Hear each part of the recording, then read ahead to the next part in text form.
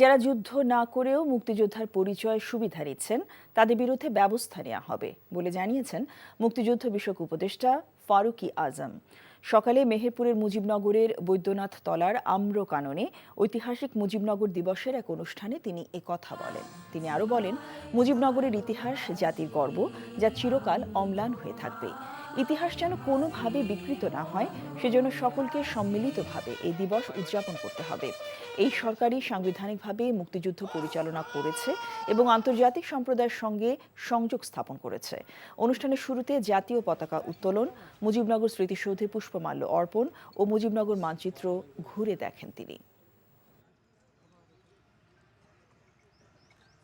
আমাদের মুক্তিযুদ্ধকে সুসংগঠিত করেছে, মুক্তিযুদ্ধকে পরিচালিত করেছে এবং আন্তর্জাতিক বিশ্বের সাথেও সংযোগ স্থাপন করেছে। যারা মুক্তিযুদ্ধে অংশগ্রহণ না করেও মুক্তিযোদ্ধা হিসেবে নানানভাবে নিজেদেরকে স্থাপন করছে, নিজেদেরকে পরিচিত করাচ্ছে। যারা সত্যিকারের মুক্তিযোদ্ধা আছে তারা প্রতিনিয়তই এটাতে বিব্রত বোধ করেন। বান্ডেল থাকলে প্রতি সেনমানিতে টাকা বাঁচবে। বিকাশ সেনমানি বান্ডেল কিনে জিতুন প্রতি লেনদেনে।